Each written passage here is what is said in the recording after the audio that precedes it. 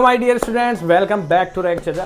तो बेटा जी, ये क्वेश्चन लाया हूं मैं आपके लिए। ये question JEE mains, NEET, class 12 हर बच्चे को परेशान करता है एग्जाम के अंदर। तो पहला क्वेश्चन पूछेगा आपसे डायपोल मूवमेंट के ऊपर, डायपोल मूवमेंट का ऑर्डर क्या होगा। तो बेटा जी, यदि हम ortho para Meta substituted dichlorobenzene यदि हम देखते हैं तो इसका रिजल्टेंट डायपोल मूवमेंट की डायरेक्शन ये होगी, इधर ये देखेंगे और इधर जो डायरेक्शन होगी वो एक दूसरे को क्रॉस कर देगी। इस वजह से पैरा जो सब्स्टिट्यूटेड डाइक्लोरोबेंजीन है इसका ओवरऑल डायपोल मूवमेंट 0 होगा और ऑर्थो मेटा का is not is equal to 0 होगा।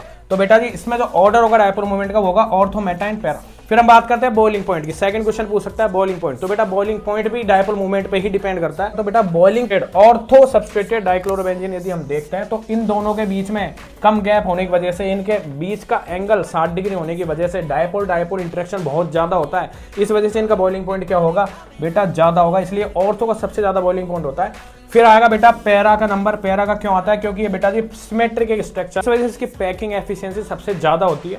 और ये किसी भी लैटिस के अंदर यदि हम इसको रखेंगे तो इनके बीच में जो फोर्स ऑफ अट्रैक्शन होता है वो बहुत ज्यादा होता है। इस वजह से इसका बॉइलिंग पॉइंट ऑर्थो के कंपैरिजन में कम होता है। फिर सबसे लास्ट में जो बचता है वो मेटा है। बात करके थर्ड क्वेश्चन की, ये पूछ रहा है कि मेल्टिंग पॉइंट का ऑर्डर क्या होगा। तो बेटा जी, मेल्टिंग पॉइंट डिपेंड करता है सिमेट्री की। तो बेटा सबसे ज्यादा सिमेट्रिकल जो स्ट्रक्चर होगा वो होगा पैरा सब्स्टिट्यूटेड डाइक्लोरोबेंजीन का, जो कि किसी लैटिस में यदि हम इसको फिट करवाए तो आसानी से फिट हो सकता है और उनके बीच में जो फोर्स ऑफ अट्रैक्शन होगा वो भी ज्यादा होगा।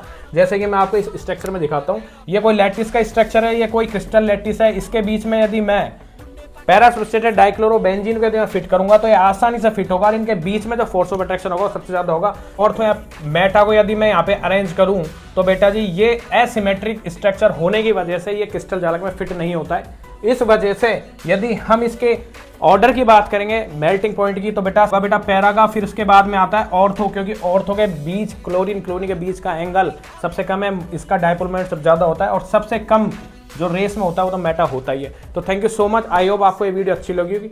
लाइक, शेयर एंड सब्सक्राइब करना ना भूलें।